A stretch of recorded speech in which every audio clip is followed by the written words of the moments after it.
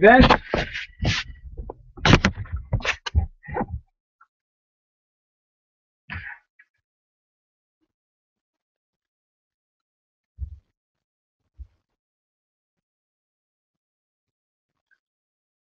Hey, Vince, can you do a check? Okay, hold on. Keep talking. I got to know which headsets these are. Hold on. Keep talking. That's a good. All right, that's these. Yeah, those sound good. Thank you, bro.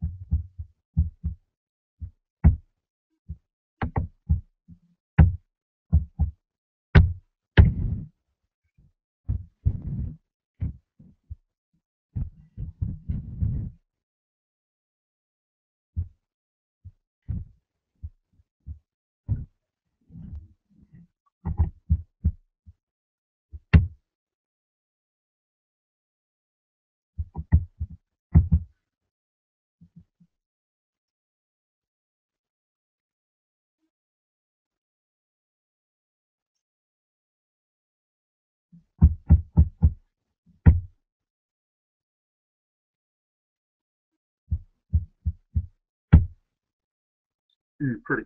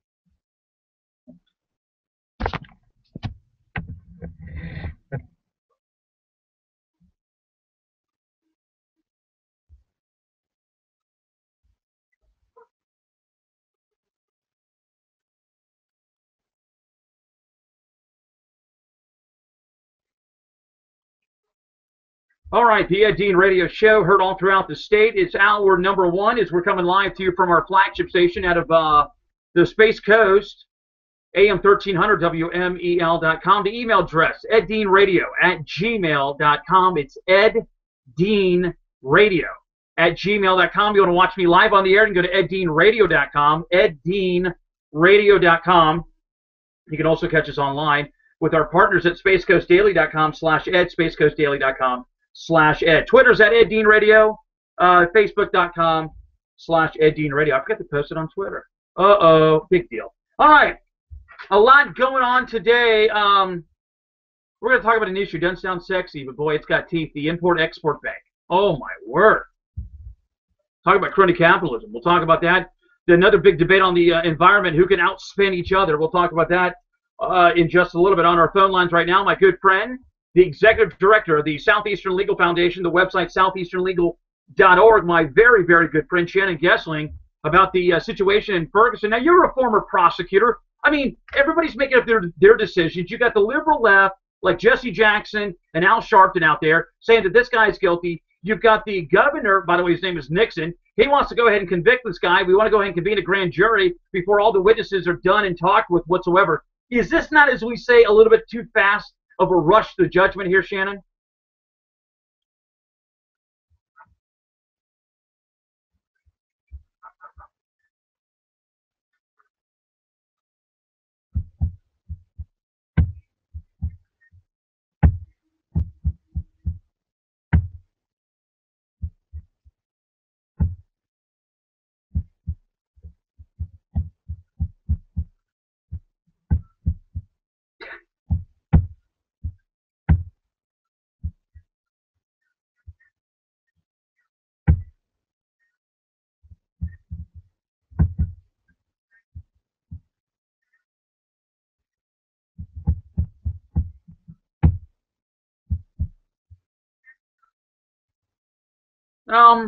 Yeah, I'm sitting here thinking when you're listening. I mean, you make sense. I mean, you're talking 2-3 months worth of investigation, 2 to 3 months worth of questioning out here, and I'm sitting back and remember, everybody wants an arrest. Shannon, you remember 2 years ago when the Trayvon Martin incident happened, right? Everybody demanded an arrest, demanded it ASAP, and look what you got.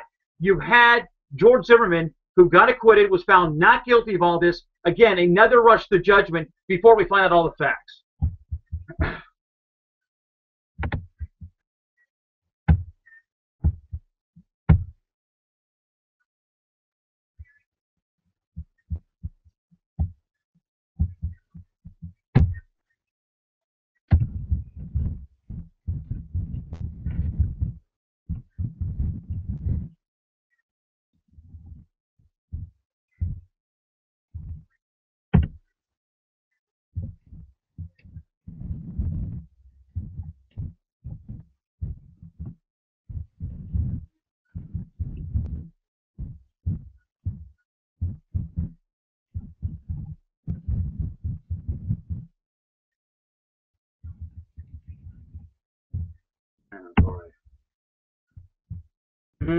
This is politically motivated, is it not?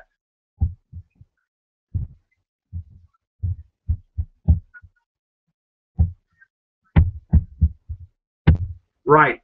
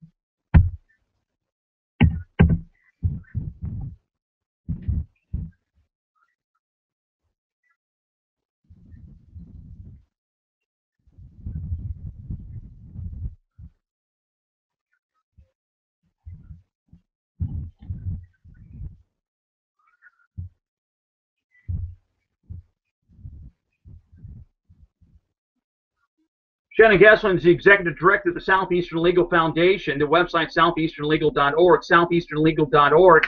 Have conservatives made a rush to judgment by automatically sticking up for the cop? I've said I don't know the issues. I'm not going to stick up for anybody. I think the rioters ought to be knocked around a little bit. But having said that, as much as we see it on the left, what about those on the right?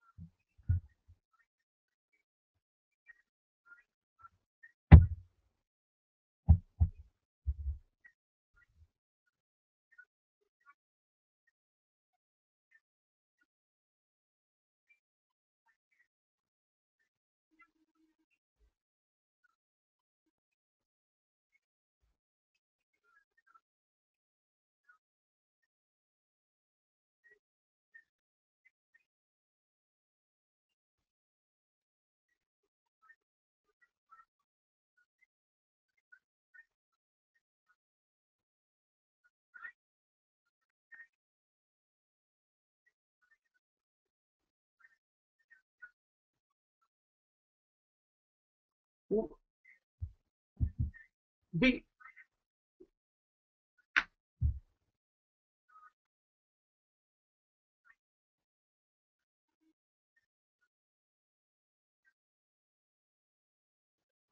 you got Eric. Now listen, you got Eric Holder's coming down. What area? I mean, you can tell this is all race related, but what are they? I mean, from what you've seen as early, what are they using as a compass from the legal terms of why they need to be brought down there? I guess evidently there is no state attorney in Missouri, but why the federal government? What is their legitimacy to come down to Ferguson and to investigate this?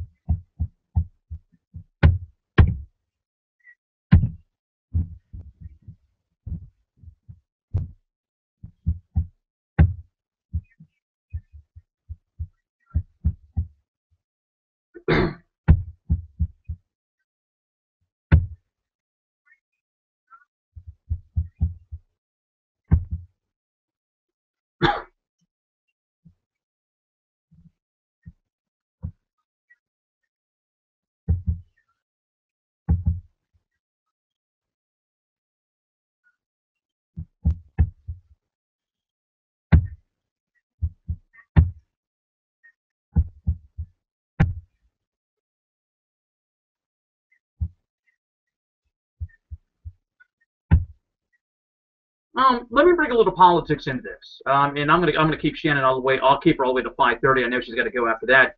The politics. I was on Newsmax TV today, and the question was asked me. You know, there are those in the black community that don't think the president has moved quick enough because somehow we need to take care of race relations in this country, and there's still racial problems. But as I said yesterday, it's not Mississippi burning happening all throughout the country out there. And I told the host Ed Berliner, excuse me. I said, Ed, I said, here's the thing. And I said, I'm not trying to stick up for the president, but I don't recall the president running on the issue of race. He was mostly running on the issue of the Messiah.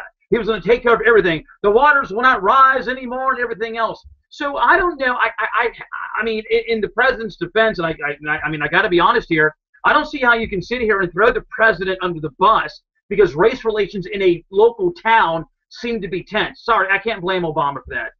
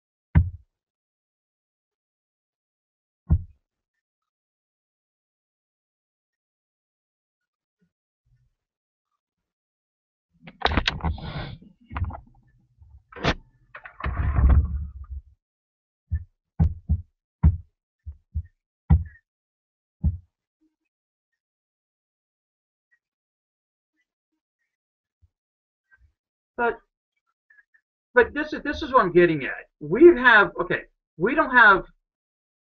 we should have a breakdown in the federal role of government. The governor needs to be more involved. Where in the world's the state attorney general out here? Where did this become a federal issue for crying out loud? And this got nothing to do with Obama. This is just the breakdown of government.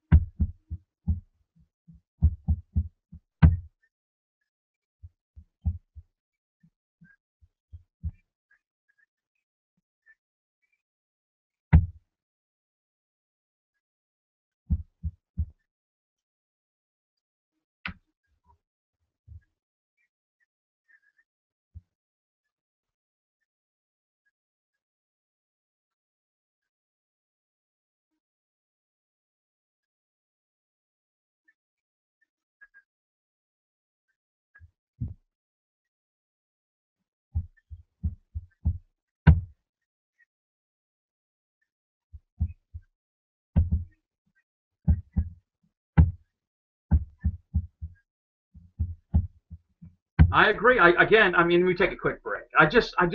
Where is, and has nothing to do with because Obama's a liberal. I don't care if this would have been Bush or whoever.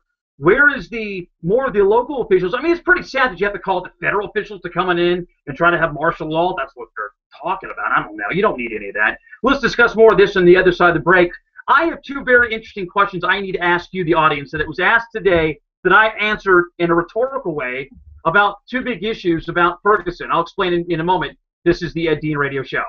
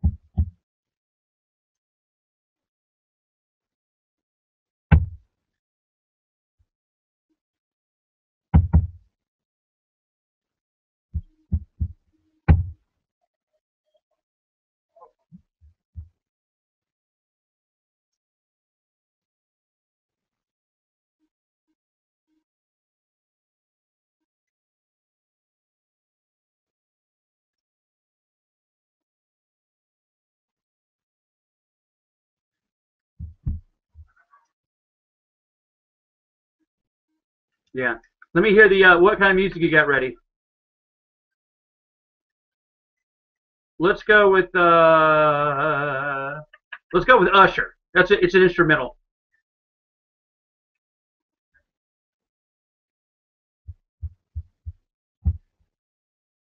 Yeah.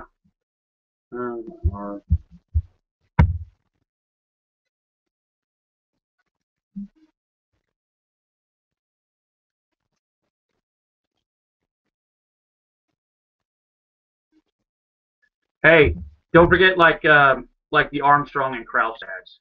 If they're make sure they didn't play those. Thanks, bro.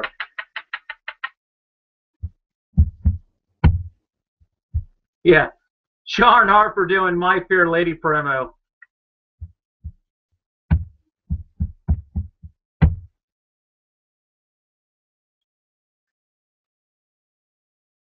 Oh, that's fine. That's fine. Thanks.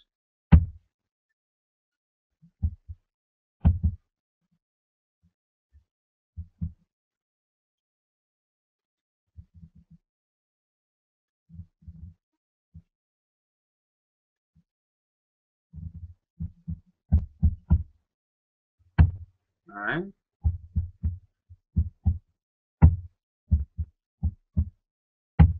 No, that's kind of like messed me up.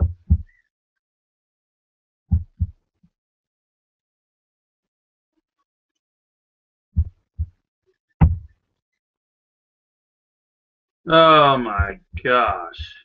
My wife loves Sinatra.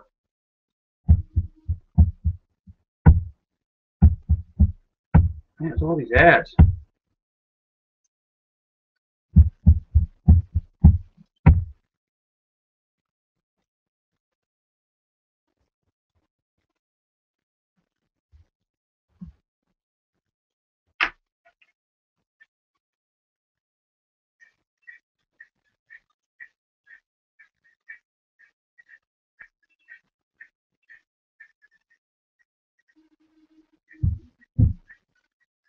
All right, you want to listen to the streaming of the show, just go to, usually eddeanradio.com. By the way, I am in a suit and tie today. I took the jacket off. John walks in and goes, would you have a job interview? I know, I had to dress up today, man. I look like a preacher. I should pass around the offering plate. All right, anyways. So we'll get all the audio connected with eddeanradio.com. Ladies, you want to see me, that's fine. I know all of you 70 and over. I'm very flattered. Thank you very much. Anyways, if you want to view that, it's at eddeanradio.com. eddeanradio.com. If you want to listen to the live streaming of the radio show, go to spacecoastdaily.com/ed. Thank you. And then let me, no jacket. And then also you can go to 1300WMEL.com. Shannon Gessling, Executive Director of the Southeastern Legal Foundation, their website, southeasternlegal.org, southeasternlegal.org. Today, now, there are white and black protesters. Let me go to issue number one, Shannon. This is almost like a semi-joke, but I want to know, do these people have any jobs? I mean, who is their employer? How in the world did they get time off?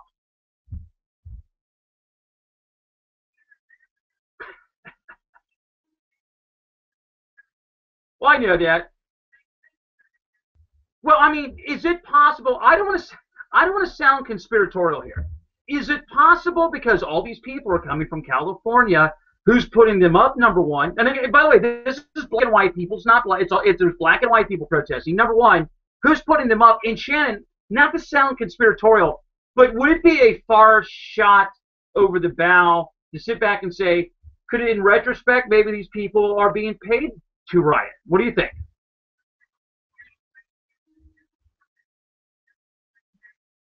Right?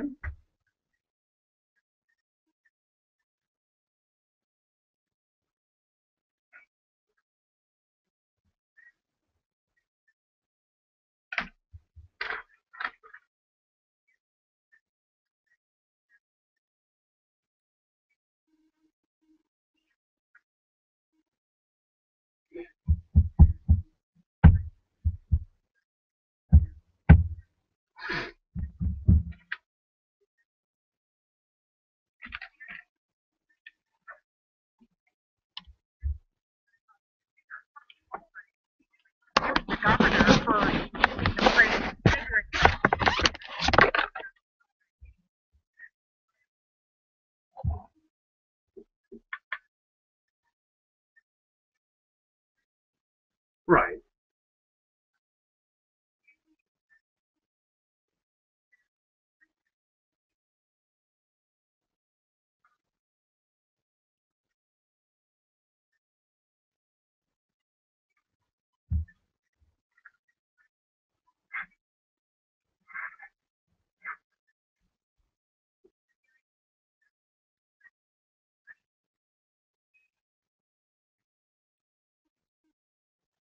Oh, well.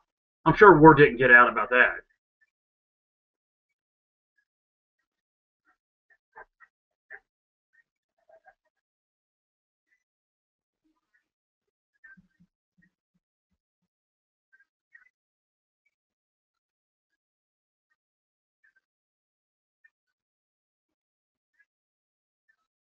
You know what that reminds me of? Remember that movie, The Purge, where they like for 12 hours or 15 hours, criminals are released and until they get the system taken care of. That's pretty much that is. Now, let me ask you a legal question, since you are a well-known lawyer in the good way.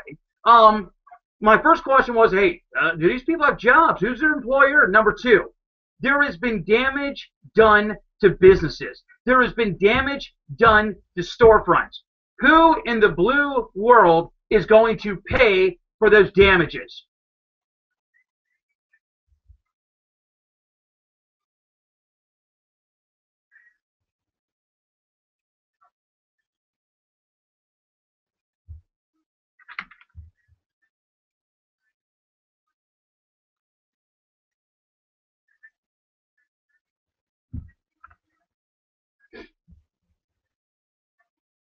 Well, yeah, good luck on that.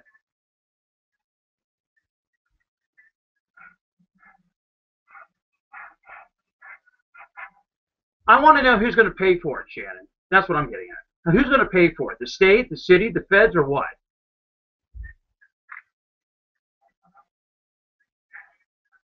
No, I mean, no, no, no. I mean, if you had to go after somebody, who would you go after? You can't go after the individuals.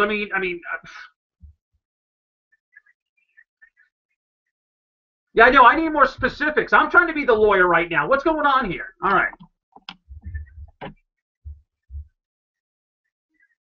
Ah. Yeah, and Shannon's giving me a direct answer, not a hypothetical, and I apologize. Listen, as always, I love having you on. You give me a wealth of information. This story's not going anywhere. And real quick, I got 20 seconds left. If you really wanted to tell people not to have a rush for judgment, you can always sit back and say, look at George Zimmerman, rush to judgment. Look what happened. Boom, he got off. So we're going to talk about this, I'm sure, more next week. Shannon Gessling, the executive director of the Southeastern Legal Foundation. Their website is southeasternlegal.org. Southeasternlegal.org. Thank you for coming on this afternoon. I love you. Thank you. You're quite welcome. I love her. She's great. Coming up next, David Williams. from the Taxpayers Protection Alliance.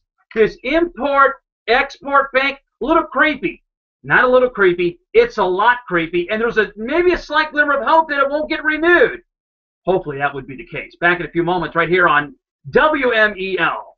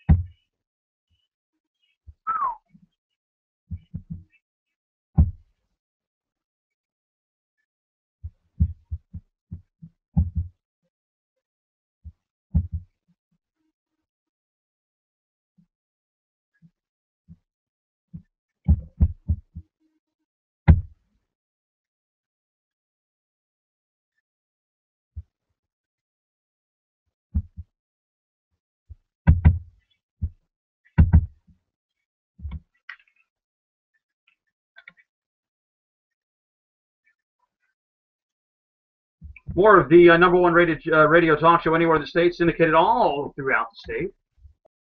In afternoon and evenings and every other time. It's great to think that I'm live everywhere we go. Technically, I am live. I'm like the machines. Like I'm cloned.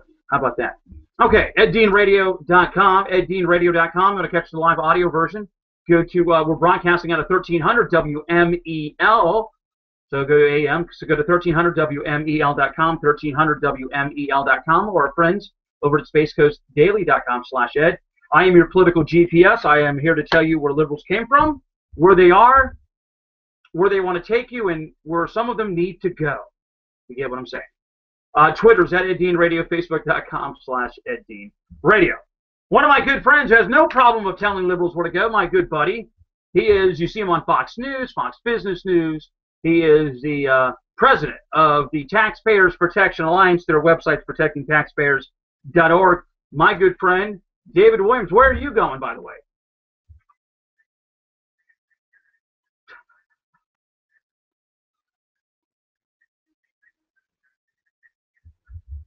Oh my, that's a good one. I've hung out with you in some of those restaurants. They're pretty good. Not even overpriced, but anyways. Of course, then again, I didn't have to pick up the tab, so nothing was overpriced. I'm just kidding. Dave is one of my good buddies. Anyways, the Import-Export Bank. Let me read to you an article from the USA Today. Came out just a few days back. Says that Congress is divided over the Export-Import Bank. When a distributor in Cyprus, that's overseas, needed cash last year to purchase products from Brown-Forman Corporation, the Louisville-based wine and spirits giant went to the Export-Import Bank. We helped the distributor secure a loan so they could buy our product and then sell it. The $1 million deal was just a small part of the $1 billion exports by 21 Louisville area firms that supported the bank between 2007-2014. But the 80-year-old bank, it's been around that long, folks, the future appears murky as conservatives mount an opposition and say that this is nothing but crony capitalism. David Williams, give us a textbook version of what the Export-Import Bank is and what's bad about it.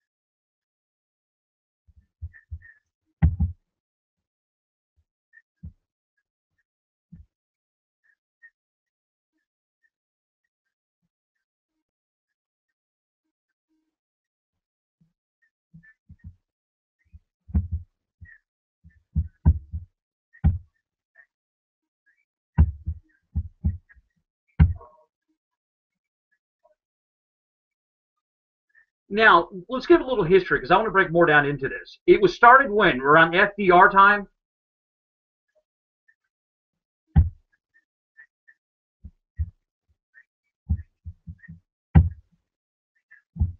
Yeah.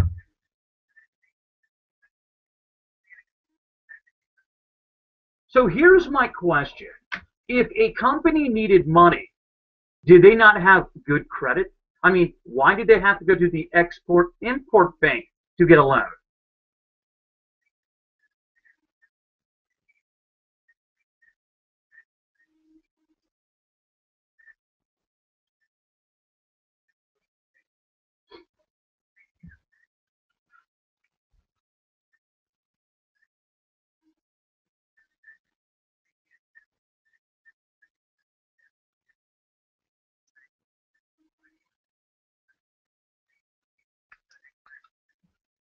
Why do you tax the rich? That's where the money is.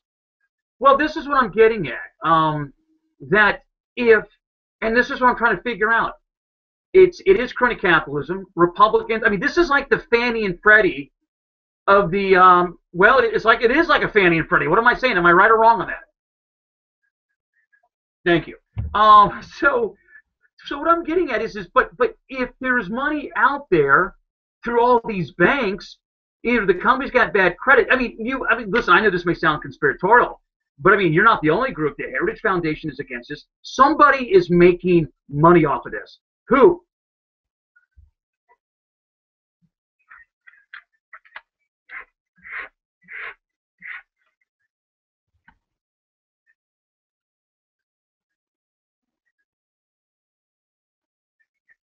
Wait. How are they getting money? I mean, if they could, if these companies could get a loan through a regular, what?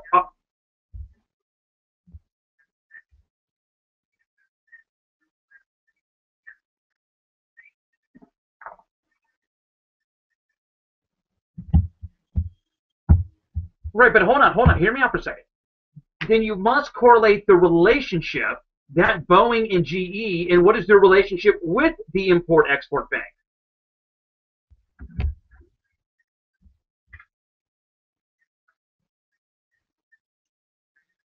Right.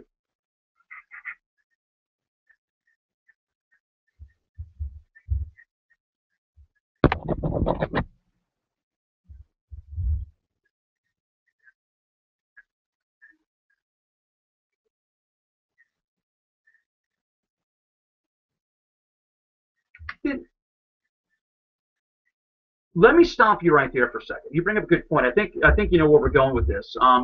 David Williams here on the Ed Dean Radio Show, as we're broadcasting live out of WMEL 1300 Talk Radio.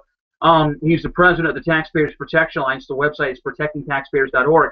My question is if a Cyprus bank or an Italy bank, or not, excuse me, not a bank, but a company wanted a loan from America, why couldn't GE or Ford or Boeing lobby Bank of America to give this foreign company a loan? Why go through the export-import? I mean, they still are lobbying for it. Why can't they lobby Bank of America to give these people a loan?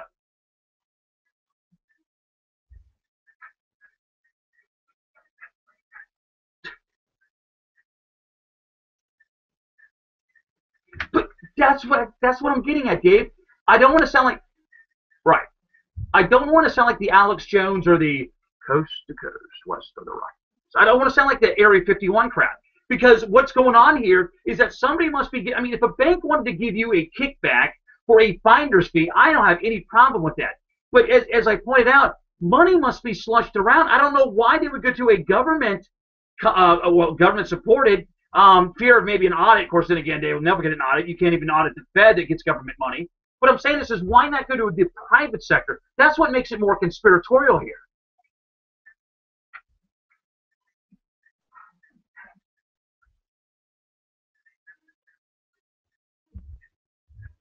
So there's less regulations that they have to shoot through instead of going through all the paperwork through a private bank. Mm.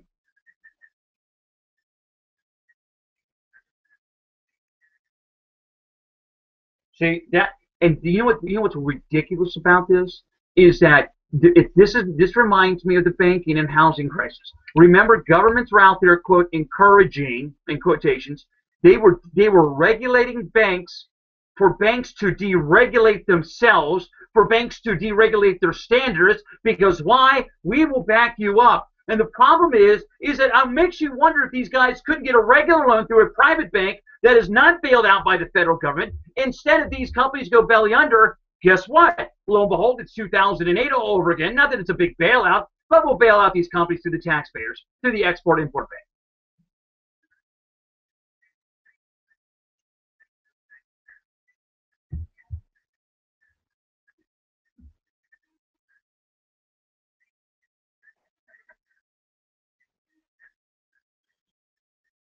I mean, can you, right,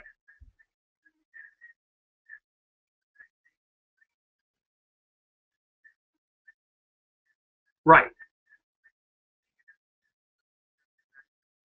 Right. Yeah, they don't even see it as a subsidy. Well, it is. But this is, I guess this is what I'm getting at. One, and we just could take it down a little bit further down the road.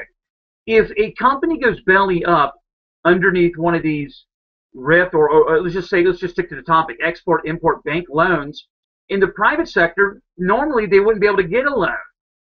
But to the export-import bank, could they come back and get another loan? Because, again, maybe they're being like a Solyndra type. They're being lobbied by big corporations out there.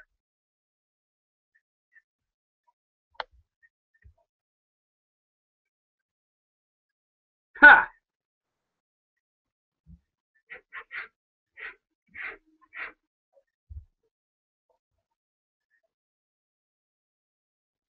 Wait a second, David. David, wait. Right?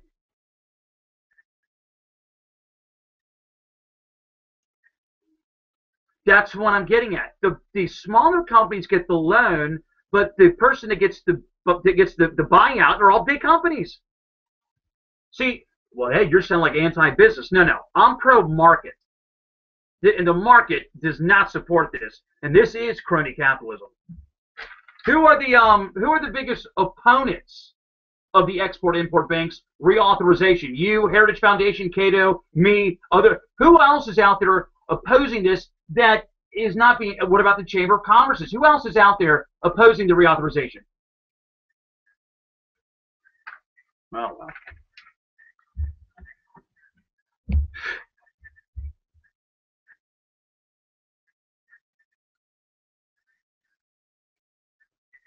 Good.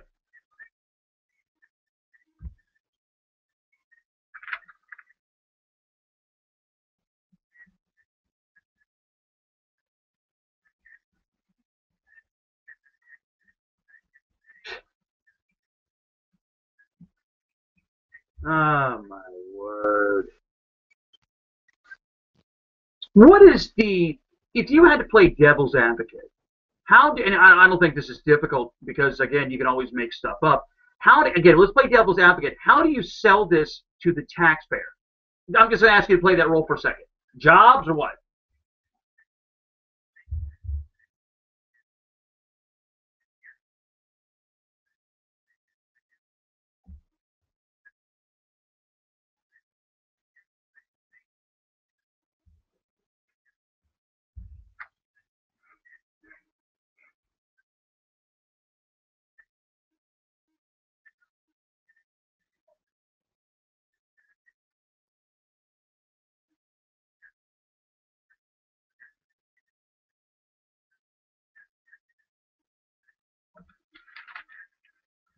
David Williams, president of the Taxpayers Protection Alliance out of Washington, D.C. Their website's protectingtaxpayers.org.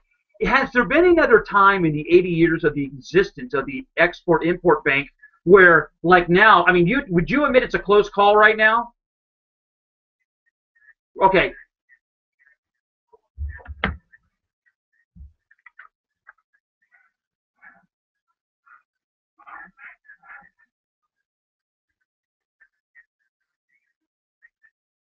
Oh, wow. Oh, my word. Just like the housing crisis.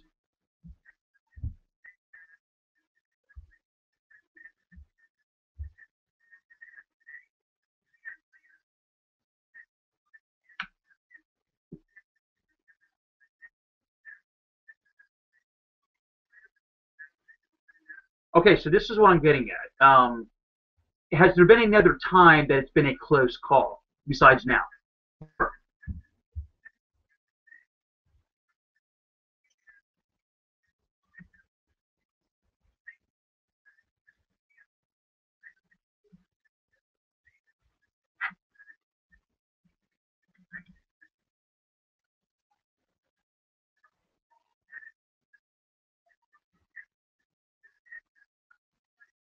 Right.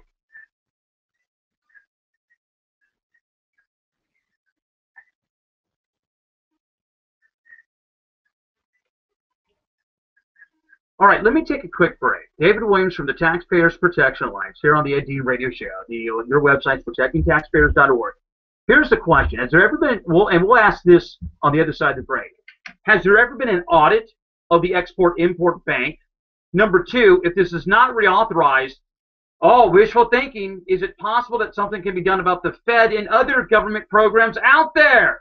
How about that load of questions? Back in a few moments, right here on 1300 WMEL.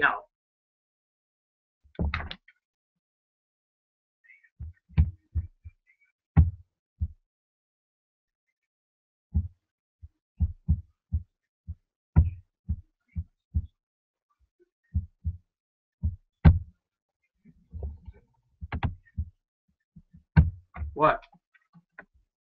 Play play tongue tied. Thank you, bro.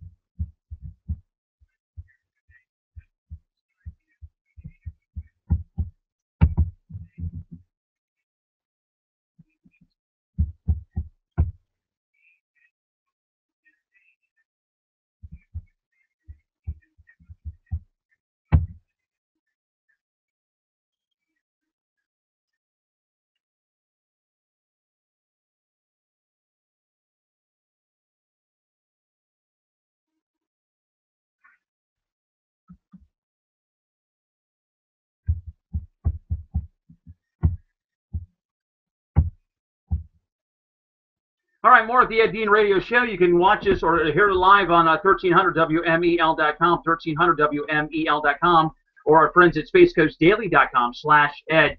David Williams, president of the Taxpayers Protection Alliance, here on the Ed Dean Radio Show. The website is protectingtaxpayers.org, protectingtaxpayers.org. First off, okay, let's do a rapid fire here. Number one, has there ever been an audit of the Export-Import Bank?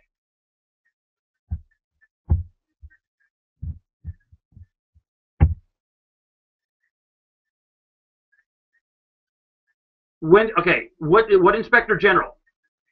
Well, under what administration? Oh, okay. Okay, so we haven't had an audit years earlier.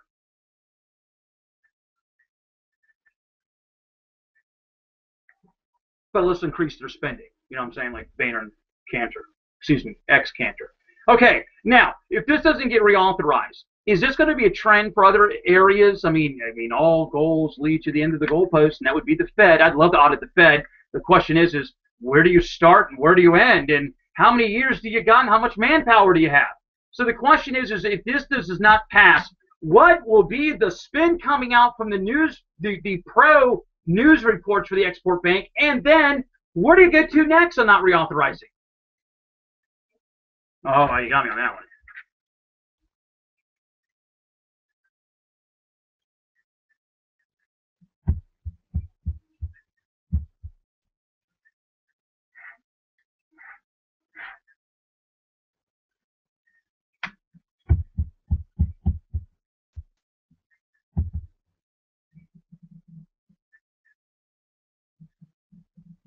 Okay, so next question.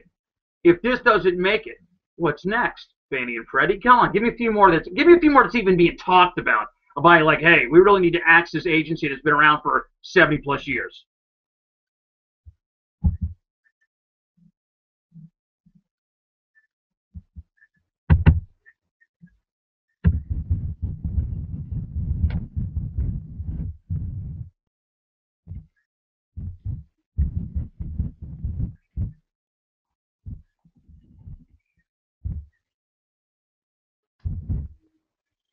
Well, I was hoping you'd throw me a bone, but you didn't do it.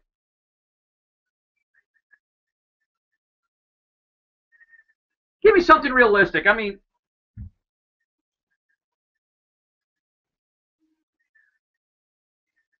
this, believe it or not, it is as small numbers, what, a couple million, I don't know, but as small as this is, I got to tell you something. If this doesn't get reauthorized, this is big news.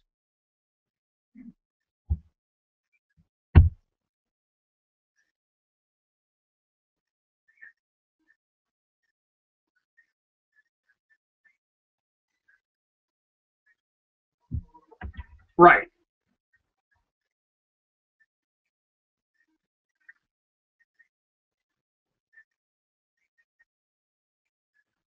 Yeah, I heard an ad yesterday. I was in Orlando. There's an ad saying, "Call Congressman Bill Posey and tell him to vote to reauthorize the Export-Import Bank." What I'm getting at, if this is not reauthorized, this is a big win, I think, for fiscal conservatives out there. My question is who do they look at next?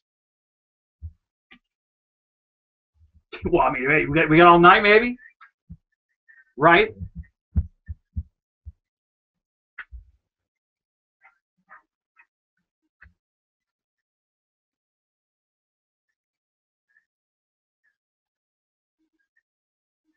I think that the Department of Agriculture, and by the way, which is some of the biggest supporters and biggest proponents, and David's been on my show for years talking about this, are not Democrats for big spending. The Department of Agriculture and agricultural farm subsidies are heavily supported by Republicans.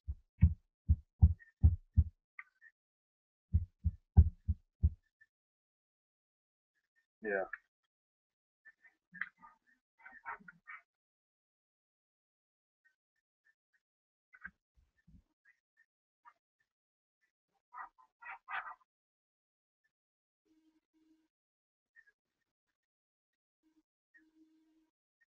And by the way, I can't wait to see the vote. When does this come up, at the end of August or end of September?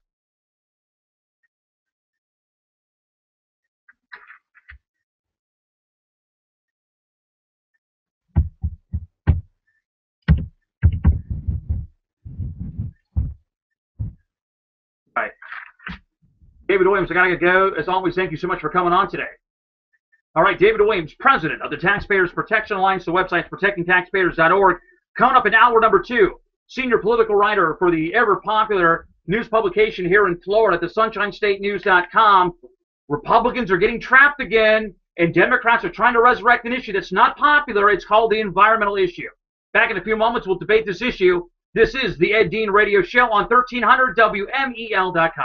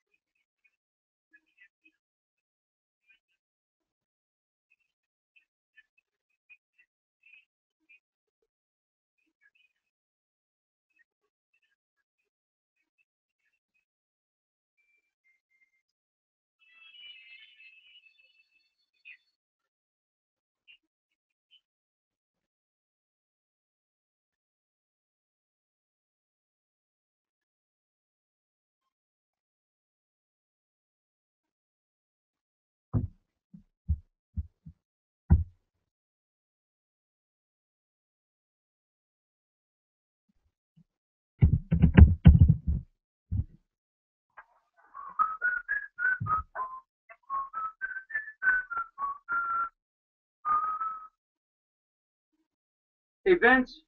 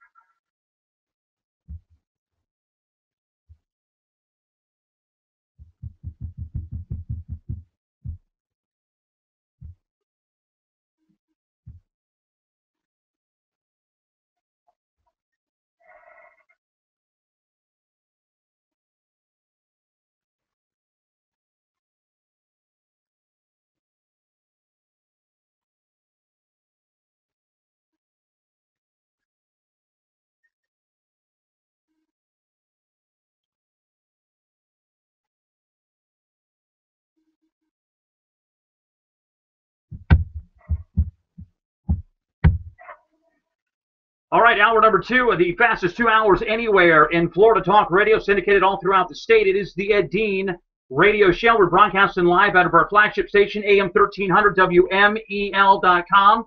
If you want to catch the live audio version of the show, you're not in your car. I know, ladies, you'd like to see me, but you can't see me yet. You can always go online, go to 1300WMEL.com, 1300WMEL.com, or our friends at spacecoastdaily.com/Ed. Where we get? I'm gonna get to Derby here in a few moments. Twitter is at Ed Dean Radio. Facebook.com/Ed Dean Radio. The website Ed Dean Radio. No, it's Ed Dean Radio. You can email me at eddeanradio@gmail.com. eddeanradio@gmail.com. I had a great time today, thanks to John Jay and the rest of the guys. We were on Newsmax TV. I have a blast going down doing the show. It's like a glorified version of TV of my radio show. It's fast-paced, never boring, and all the staff there all got humor. It's not like I'm hanging out in a nursing home. It's not like I'm hanging out in a morgue. Everybody's happy to be working there, and I kind of give people a reason to watch other Newsmax. I mean, I'm not the reason why. I mean, I give people listening to reason to get up in the morning, listen to my morning show. I give people a reason to love talk radio. And we continue to do it every day, so thanks to the guys that allow that to happen. Kevin Derby, my good friend, he's on with us every day, the smartest man in Florida politics. Their website, sunshinestatenews.com. Okay, so let's get to the fact here. The bottom line is Rick Scott's getting caught in another pickle here. I don't know if there's any global or climate change or global warming. And by the way, there is no man-made global warming. There hasn't been any proof to do that. As I've said on my radio show, there was more gas emission put in the air by Mother Nature, by Mount St. Helens, Mount Pinatubo, than all the man-made products combined. And that means that it's all because of Mother Nature, not because of man. Number 2, Rick Scott's getting caught in this trap again because he says, well, I don't know if there's really any global warming. So he hangs out with a bunch of scientists that now, of course, Kevin Derby, do not use the word global warming. It is now climate change, and he still really doesn't know. Are we really, I mean, is this the best the Democrats have got to use this year because they have no other issue? And number 2, why is Rick Scott falling for this?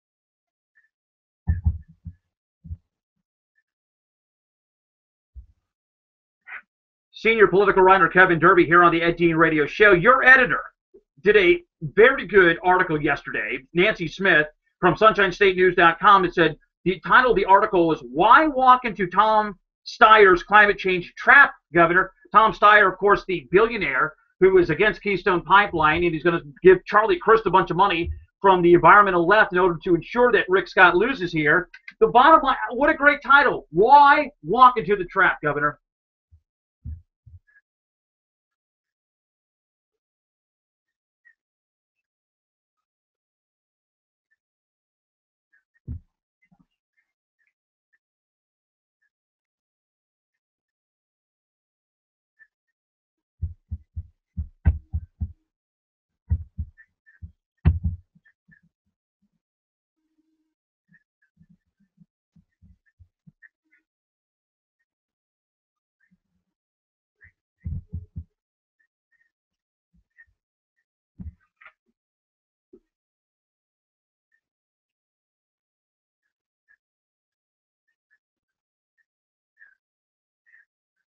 Here's the argument. We've talked about this all the time. I will continue to talk about it. Republicans have fallen into the trap. Now the issue is about, hey, Republican versus Democrat, not a dime's worth of difference. The article is going to be coming out. Hey, we're not talking about government issue as far as, I don't know, how we're saving education. We're talking about how we can spend more money. We're getting to the argument with Republicans. The Democrats are. And they're going to win this argument on Republicans don't care about the poor, the needy, the old people. What about Medicaid?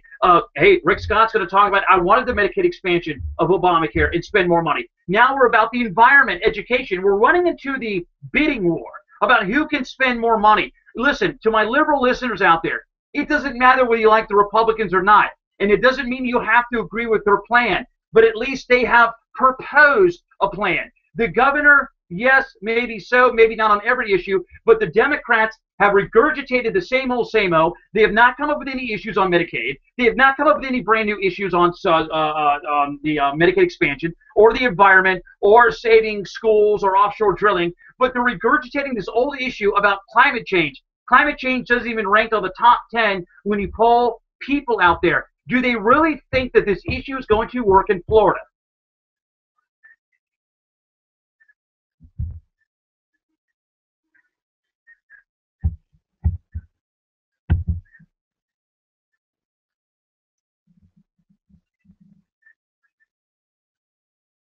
Right.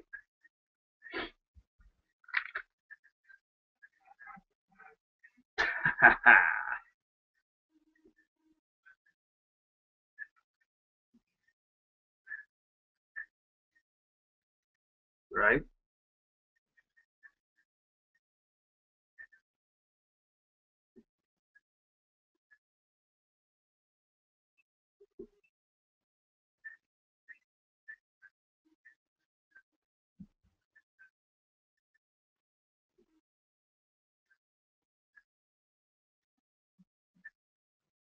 Well, you know, Rick Scott can't win on the issue of the environment because the liberals out there will not take any conservative approach. You know, I've had these NASA scientists on and people associated with them that say, listen, we worked for NASA for so many years, we've debunked this. There is no man-made global warming. Of course, the news media will not want to relate to that, of course, because it might expose what they've been talking about of unscientific numbers. I said for years, you let the science drive the politics. Instead, the politics seems to be driving the science.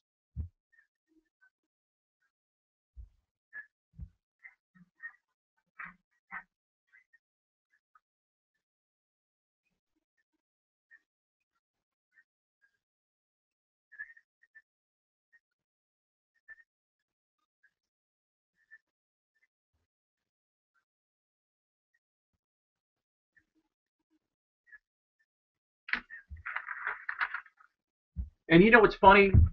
And this may be very interesting if you want to run a TV ad against Rick Scott. The interesting thing about this is you know, as the editor Nancy Smith of SunshineStateNews.com pointed out, man, not even a quarter percentage of people really understand or care about this issue. But having said that, it will embarrass the governor and make him look like an idiot. That could be good numbers in the Democrats' favor coming up in November here for the governor's race.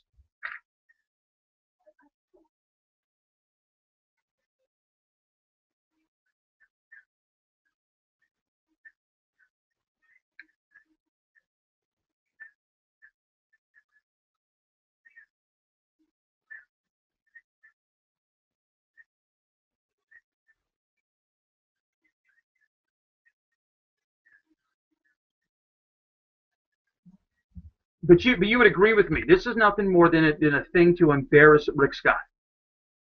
And by the way, nobody cares about the environment because nobody buys into all the nonsense. The only time they care about the environment when it's hitting 30 degrees here in Florida, then they're concerned. But having said that, I think it does work well for the Democrats because it will make Rick Scott look like a doofus.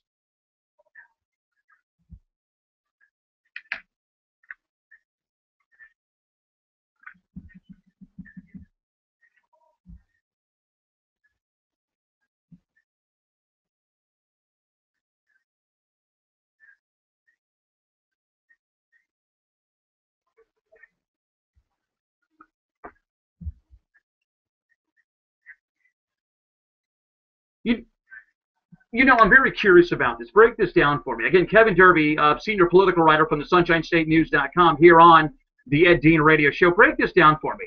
Republicans want to go after the immigration issue, but it's not the reason why they lost. It doesn't rank in the top 8, 9 issues when you talk about Democrats or independents. Maybe the recent immigration debacle we see by kids coming on over here and then us dumping the kids on all these governors of all these states where the local taxpayer has to pick up the tab. I think that's a hot button issue. But realistically, Republicans aren't going to get the Hispanic vote anyway, so they think by false polling, which is not there to prove that it's a big issue among Republican voters, or even the demographics among a lot of young voters or Democrats, that they need to follow through on this immigration issue. Having said all of that, what is pushing Rick Scott to only talk about, I mean, are there some numbers out there that says that maybe if he talks about big spending from a Republican side that he might be able to snipe off a few Democrat votes from Charlie Crist, it almost begs the question again, who's running the campaign?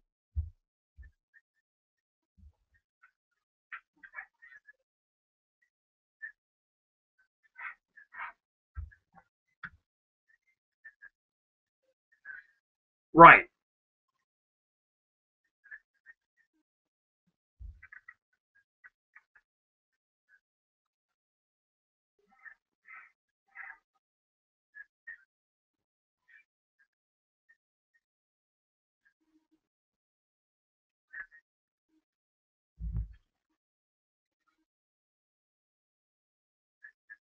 Right.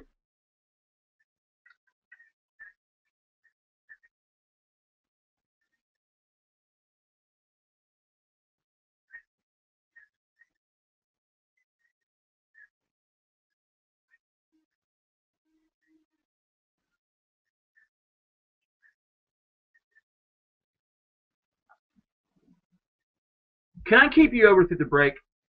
Is that okay? Vince, I'm going to keep him over through the break. Kevin Derby here on the Ed Dean Radio Show. When we come back from the break, Republicans in this state, Republicans throughout the country, used to talk about school choice, used to talk about vouchers, used to talk about A+ accountability. Not anymore. We'll answer. We'll ask Kevin why next time we come back from the other side of the break. The Ed Dean Radio Show, broadcasting live at 1300WMEL.com. This is the Ed Dean Radio Show.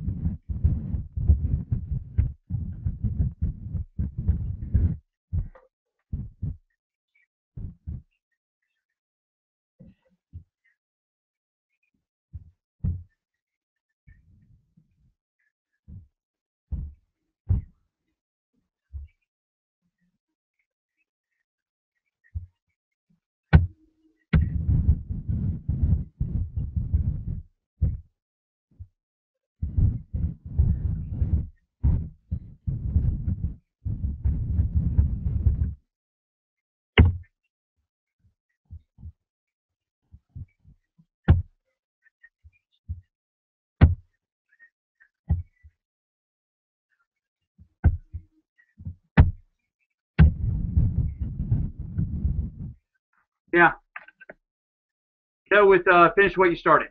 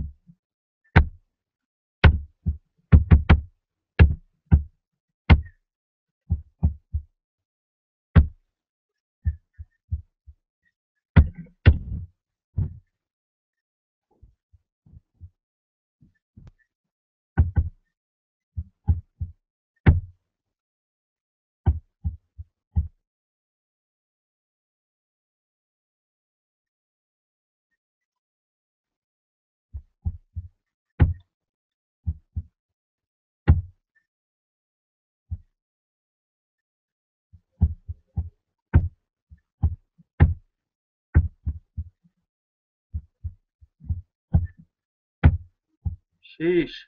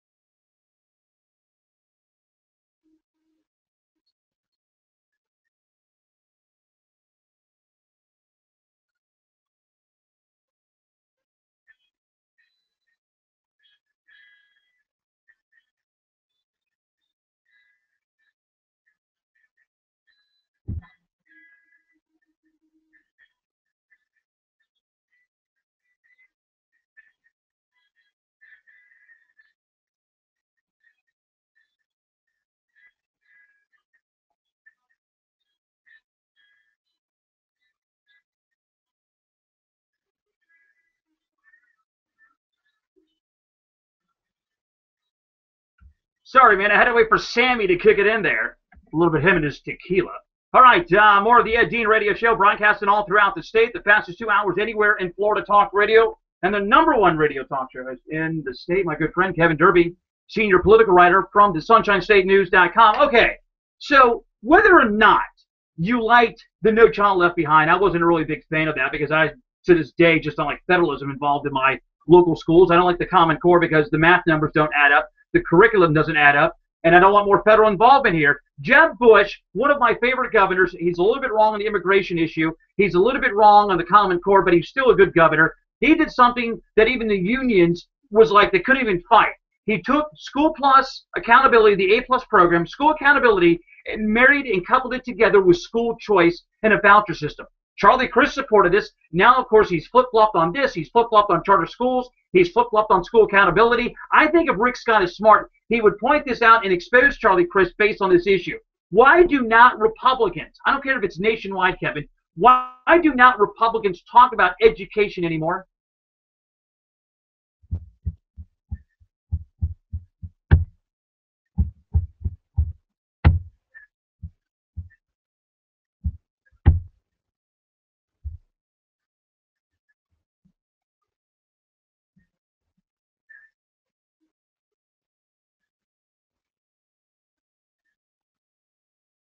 That's it. I mean, I love you, brother, but I'm looking for something more. I mean, well, no, maybe you just said it.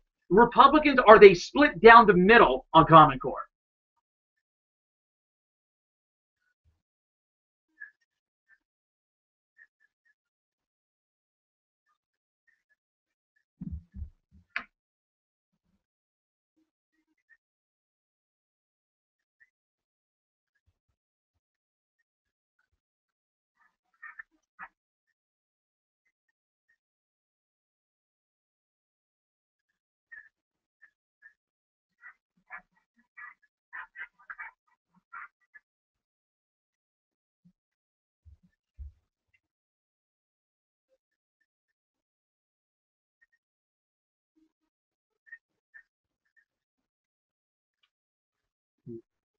Do you know where I think a lot of conservatives or Republicans, if you want to go down this road on the issue of Common Core, do you know where I think they can win at? They're not going to win on the issue of federal involvement. I mean, nobody likes the federal government involved, but the federal government's been involved since, I mean, forget Jimmy Carter, goes back to the days of 1955, 56 with Dwight Eisenhower, who created the health, no, it wasn't wealth, it was health, health, education, and welfare. That's right. Thank you. And I mean, it goes back, wow, 50, almost 60 years ago. And what I'm getting at is that I think they can win on the issue if they talk about the curriculum, where you've had parents sit back and say, my kids are coming home crying because of the ridiculousness. If 2 + 2 = 4, why do I need to spend a half hour and a 5-page essay on trying to rationalize that? Thank you, Vince. I see you're nodding in your affirmative over there. That's where I think a lot of Republicans can win on that issue.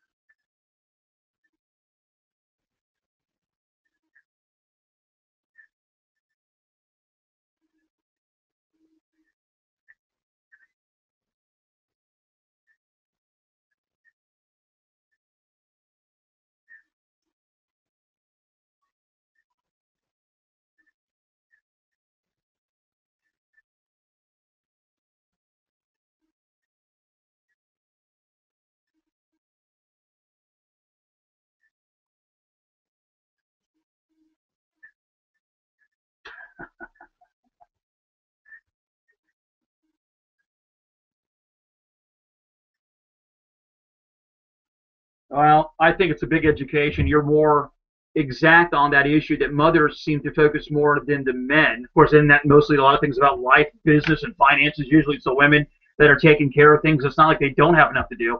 I think this is a win-win issue. I mean, you got to give the Democrats credit. I don't agree with liberalism, but you give them credit. At least they're consistent.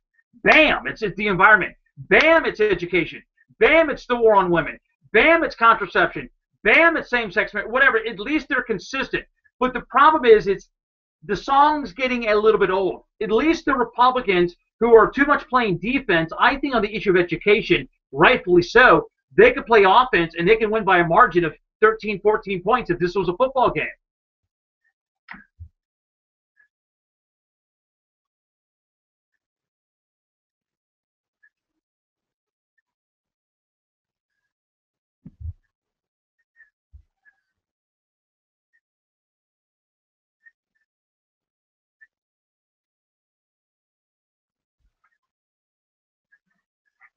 Right.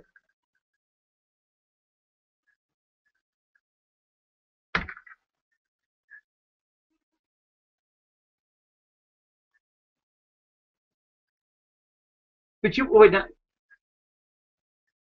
with about 40 seconds left. I tell you why I think if they ran a TV ad or a radio ad, why it would sell. Most times you got to have a professional on it, all right, like me. But the thing I'm saying is that if you ran like mothers who sounded like typical moms, and I mean that in a respectful way, on radio or TV, talking about Common Core, let me tell you something. And I got 20 seconds, 30 seconds left. This would sell. People want to listen to like their neighbor. It would sell. Yeah.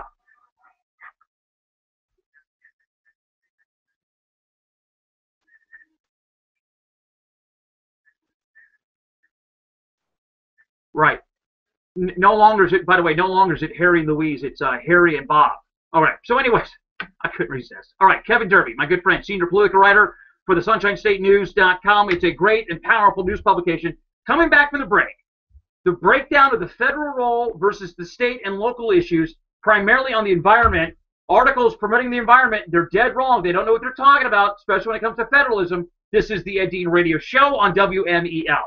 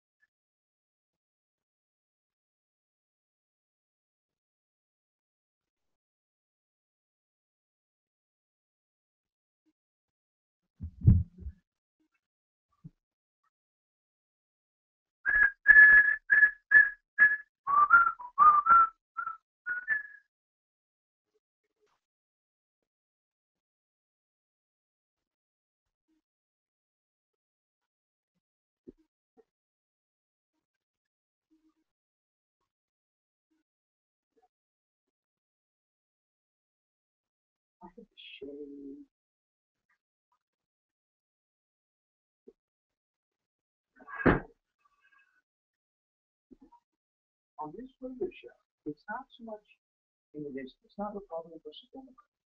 This is about the issues.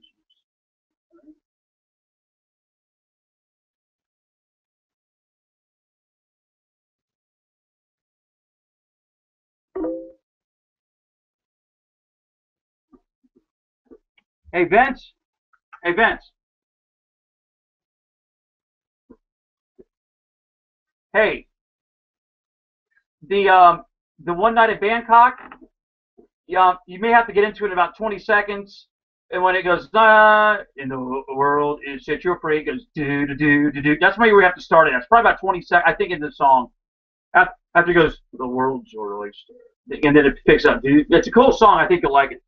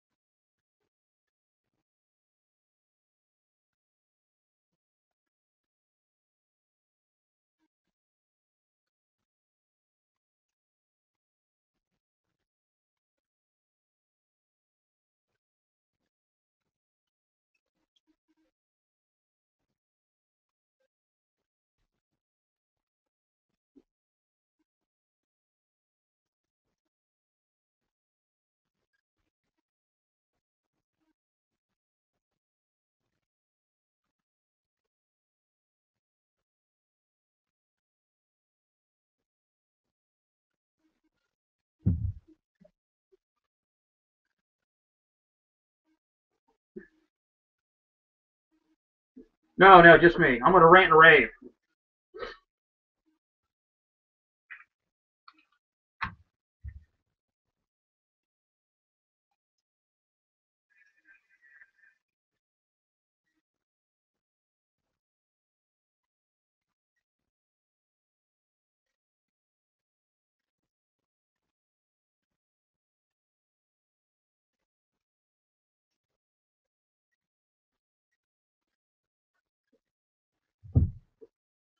All right, heard all throughout the state. It is the Ed Dean Radio Show. We're broadcasting live, as we do every day from 5 to 7, right here at our flagship station, AM 1300 WMEL.com. You want to go online and listen, 1300 WMEL.com, or our friends at spacecoastdaily.com/Ed, or you can go to the website, eddeanradio.com, eddeanradio.com. Now, to all the listeners, to all you people in the car and listening online, when you can bypass the political parties of Republican versus Democrat and you focus on issues, it will weed the non-hackers out.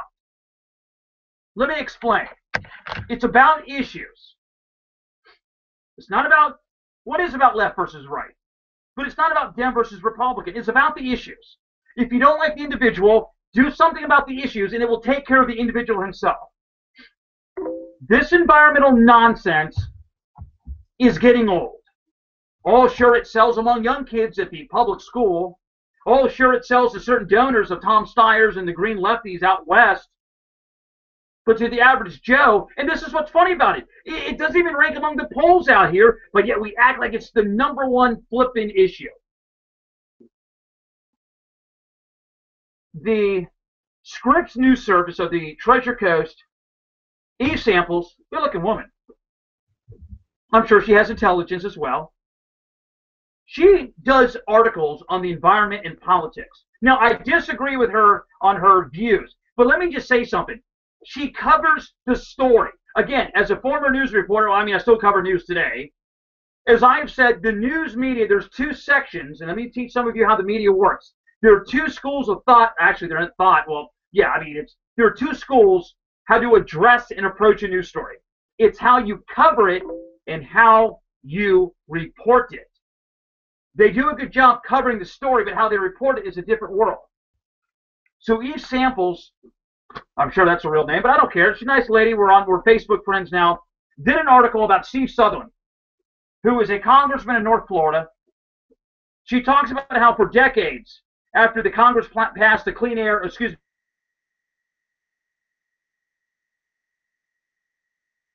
the counties and powers that be still do not know how to apply this law. Farmers, ranchers, and other landowners have their own ideas. But the question is which body of water should be regulated by the federal government? And they say the problem with many of this is that the Republicans, like Steve Sutherland, she didn't say the Republicans, but she's talking about them, but she's talking about Steve Sutherland here, on how that, for example, his concerns are more with business owners and less on what we should do to how to fix the water problems. Now, let me give you this story here in a moment. Again, the problem with Steve Sutherland and the Republicans is that, you guessed it, they care only about property owners, but not about the cost of how to impose and broader public more regulations on the waters. Let me explain this, and I'm not throwing Eve Samples under the bus, but let me explain to some of you liberals. There is a breakdown in the federal government.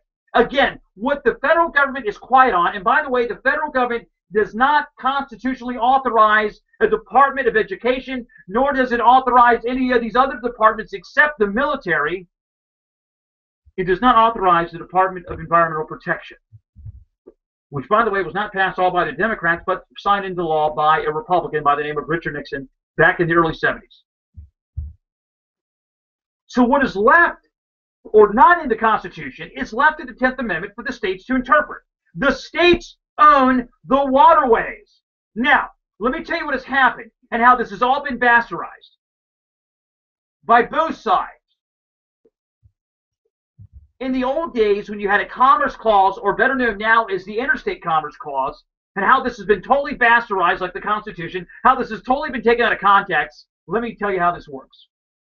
In the old days, if Florida had an agreement with Georgia, all right, if Florida had an agreement with Georgia, a trade deal, let's say that the St. Johns River went into Georgia. It does not, but let's say it did.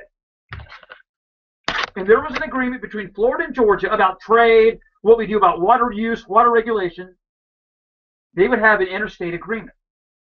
The role of Congress was to be the judge and jury, basically to sit back like you see at the People's Court, that covers like bankruptcies and more about money. All they were to do in Congress was to rule whether or not one party violated the other party's contract. That was it. They did not go out and make laws. It was left to the states. Congress just oversaw it and sat back and said, hey, Florida, you can't screw over Georgia. Georgia, you can't screw over Florida. The bottom line is that is how Congress should have worked today, or should be working. And it used to work back in the old days with Interstate Commerce Clause. Congress just kind of oversaw it as a judge. The problem is today now we've passed everything under the sun, because I-95, for example, goes all the way up to New York. So since there's federal money that applies, and some of these governors, Republicans and Democrats, for over the last 60 years, have taken government money to increase or lower the blood alcohol limit and increase the speed limit or lower the speed limit, whatever. They have taken money, bait, hook, boom, you're caught. And they won't change. They need to change, but they won't change. And now Congress sits back and says, well, since we apply federal money, and since I-95 goes all the way down from Miami on up to New York, Congress has the final authority. But then again, let me ask this ridiculous question. If Congress is in control of this, then why is Florida paying for highway patrolmen? Why is Georgia paying for highway patrolmen to patrol the interstate? For illegal activity? For speeding? I mean, if that's the case, then why, pray tell, why do we need state workers? Just federalize everything. It kind of goes back to what Ronald Reagan said back in the 60s. He predicted the future. It pretty much was exactly correct about the Medicare and the expansion of Medicare. That if the federal government gets involved, the states, for the most part, will have a very little say in what is said about it. And pretty much you can see that today. Immigration, environmental protection. He says what is going to happen. He said this back in the 60s. That the governors and the states no longer have the autonomy, no longer have the individualism. They now become administrators of the federal government. And he was exactly right. We have run this today. When it comes to the Department of Education, the governors and the education commissioners in those states are administrators of the federal government. No longer, I mean, we have a Florida Department of Education. If that's the case, why do you need a federal Department of Education? Let's say that, for argument's sake, you needed a federal Department of Environmental Protection. You needed a federal Department of Transportation. You need a federal Department of Education. Yet all 50 states have their own individual departments of transportation.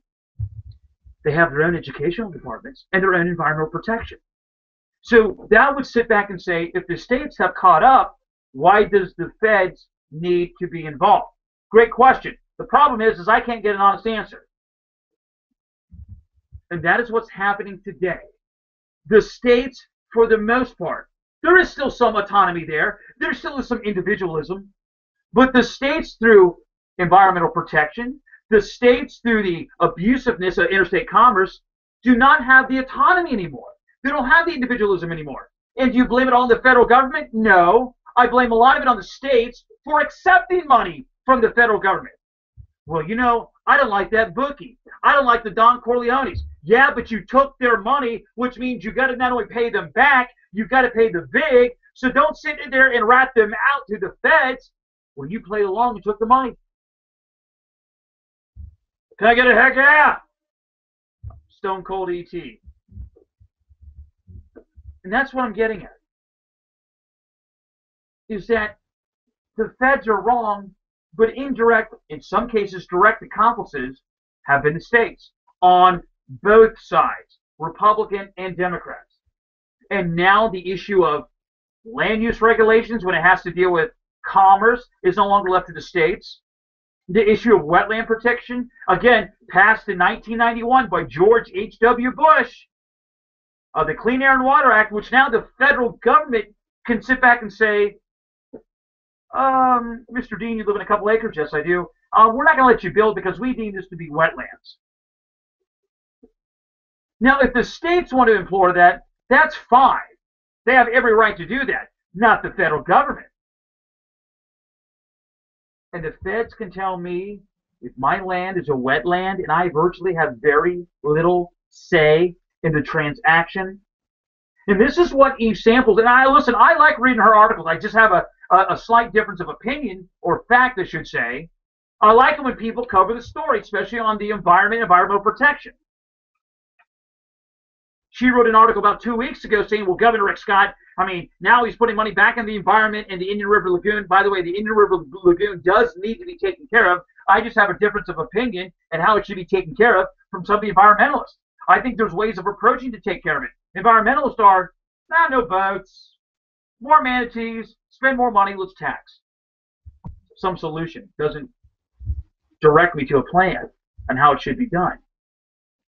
She said a few weeks ago that, well, Governor Rick Scott doesn't really care about the environment because we cut the budget. Yeah, we cut the budget because we have a duplicity of laws there. I am sick and tired of these water usage, well, not water usage, but these the St. Johns River water management, the South Florida water districts. I used to cover these guys as a news reporter going back 20 years. Where they come back out and tell an unincorporated city that you got to tell your citizens that they can only water on Tuesday and Friday when things are in a drought. We got low shortage of water here. Oh, and by the way, we're going to force you, and we're not going to pay for it, so it's an unfunded mandate. But we want you to police the citizens, act like a code enforcement. So wait, the St. Johns River, the South Florida water districts, which are unregulated, which are unelected, are telling the cities on how to deal with water issues? And of course, let's go further here. The cities, told by these water district groups, we have not this year, but we've had them in years earlier, we have a shortage of water. We need to tell everybody to conserve. The environmentalists tell me, you need to conserve on your water usage. And then you see several months down the road that we did such a good job of conserving our water that now I'm getting a 9 to 10% increase on my sewer and water bill because I was told by the city to conserve in my water usage. By the way, the reason why that the city is raising my water rates is because cities make money off of water and stormwater management fees. And yet I did such a good job, I was told to conserve, to save water.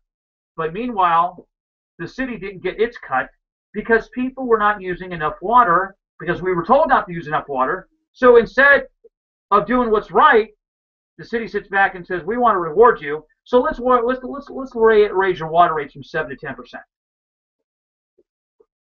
That's government for you, folks. And yet I'm told that there's not enough federal involvement in our waterways, that the property owners have too much control, landowners, ranchers, farmers, and there has to be a balance. My friends, I've said this before, it's like the word revenue neutral. I've never seen revenue neutral. Either you employ a tax here, you cut the tax there, you offset the tax there. Sometimes there is more revenue, sometimes there's less revenue. Revenue neutral means that, really, it's about the same amount of revenue. Sorry, I've never seen that. Great term, but I've never seen that. And we talk about a balance in the environment.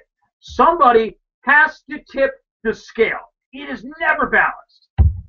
And this has been going on for 25, 30 years. This is the reason why the EPA has overstepped their boundaries. And unfortunately, I don't care if it's Republicans, a lot of times Democrats, what has happened is now we have all these rules and regulations that has allowed the feds to abuse their power. If you just got rid of some of the regulations, we wouldn't be having this conversation. That rancher out there in Nevada, let's be honest, that guy was told that he could not graze anymore because of the federal law back in the 1970s of EPA, and the tortoise was on the endangered species list. If Congress got rid of some of these ridiculous federal regulations and leave it to the states, we wouldn't be having these arguments out there. Well, if the state can do it, well, then fine. The state has every right to do it underneath the Constitution. And yet we have abrogated our responsibility to the states to dictate and determine what is best for us.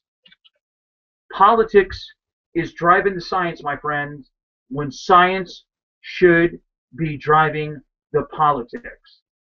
And now I'm told that the feds want to have ownership of this land use and ownership of that waterway.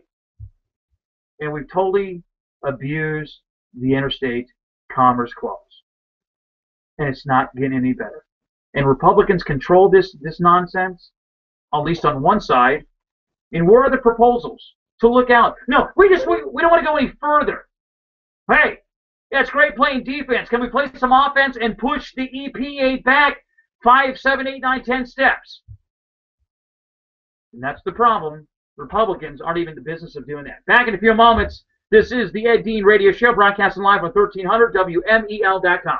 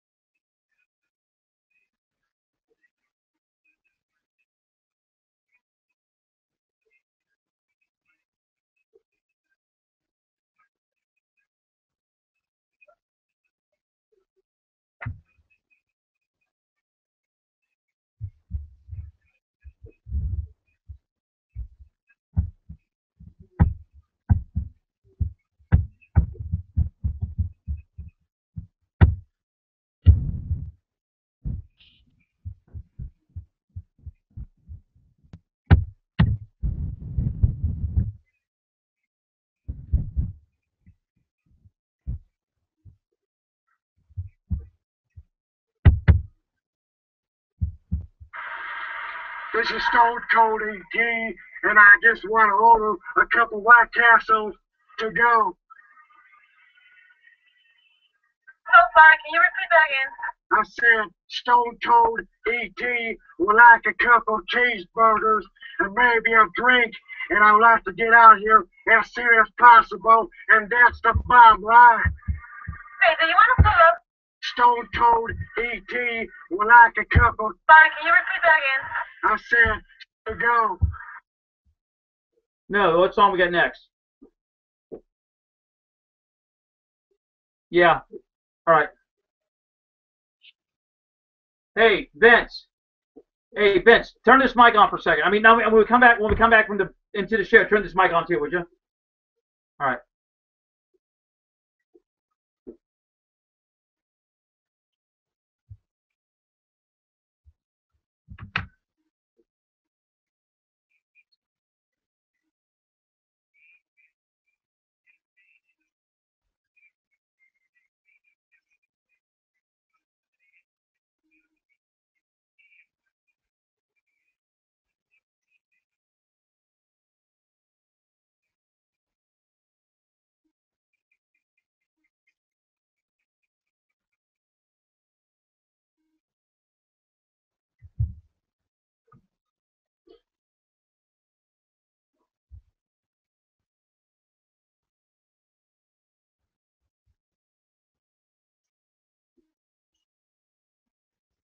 All right, more of the Ed Dean Radio Show. Hey, is Jerry there?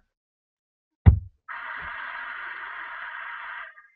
sorry, can you repeat that again? This is so I cool. said Stone Cold E.T. would like a couple cheeseburgers and maybe a drink, and I'd like to get out here as soon as possible, and that's the bottom line. You want to pull up? I can't understand anything you're saying, please. Oh, I love that Stone Cold E.T., man.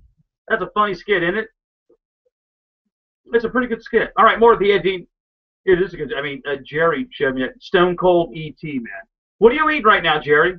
Jerry, are you eating a couple White Castles? And that's the bottom line.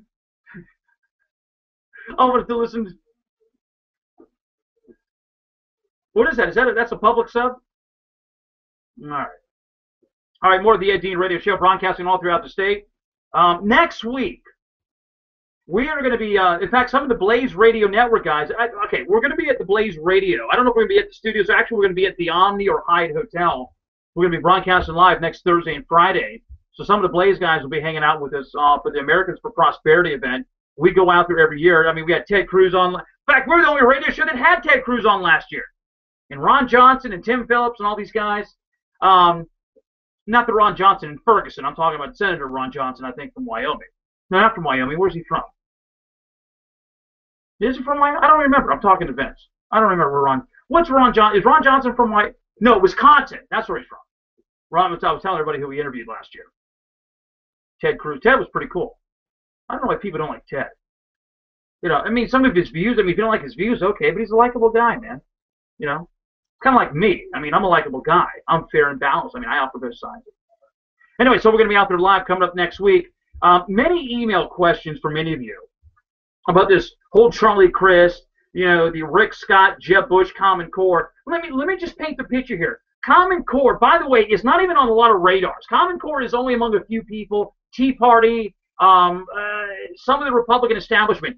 This is an issue that parents should focus on. One of the biggest problems today is the Common Core and the curriculums. It is a sexy issue. It just hasn't, I mean, I'm trying to bring sexy back on talk radio. This issue here is it's a delicatessen.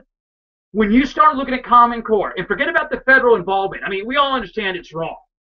So when I ask some of my friends, what do you dislike more about Common Core? The federal involvement, or is it because of the curriculum? The curriculums are horrible. In fact, many of the teacher unions are not in favor of Common Core because they realize that Common Core will even go further down on the state level to control local school boards.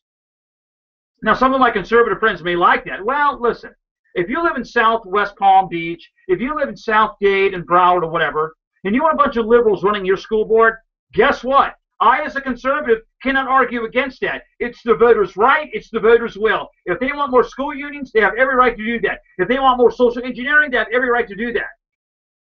If the conservatives in the rural counties of Ocala and Melbourne and Vero Beach want to have the conservative approach to school education on a local level, then liberals should not whine and complain and whatever. The bottom line is it's called local autonomy. Each school board has the right to do that. I think education is a sexy issue. And shame on the Republicans for not talking about it enough. Shame on the Republicans because we don't want to anger some of the establishment that is out there for Common Core. And yet Common Core and the issue alone, and there are pros and cons of Common Core. I mean, the pro side, I've debated it, and there's some good people. I've debated them, and they make a very valid argument. But it's the overall approach. And when you look at the curriculum and the nonsense, I mean, really, folks, it's complete nonsense. How I'm going to spend an hour and a half to explain why 2 + 2 = 4? Give me a break. All right, what's it? Today seems like Friday. Anyways, we'll be back tomorrow night. We had a great panel discussion. Going to talk about Rick Perry. Did you see his mugshot? Looks like he's running for office. A great shot. We'll talk about this tomorrow. EdDeanRadio.com, EdDeanRadio.com, the email address, EdDeanRadio@gmail, EdDeanRadio@gmail. We'll see you tomorrow at 5 o'clock Eastern Time right here on 1300 WMEL.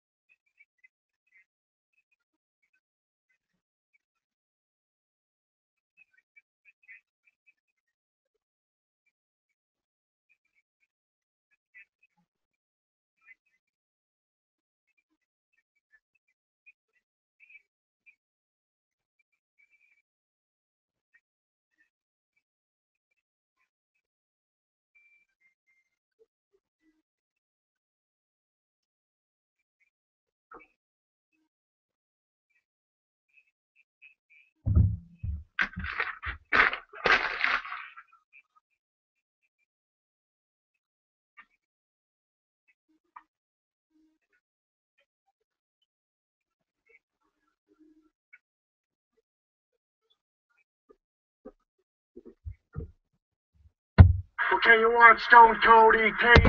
Just go up to what side? Just go up to the first window. Okay.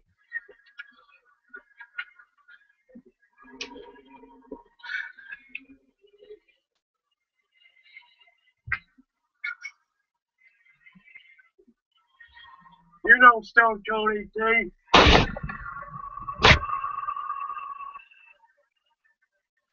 This window? Next one.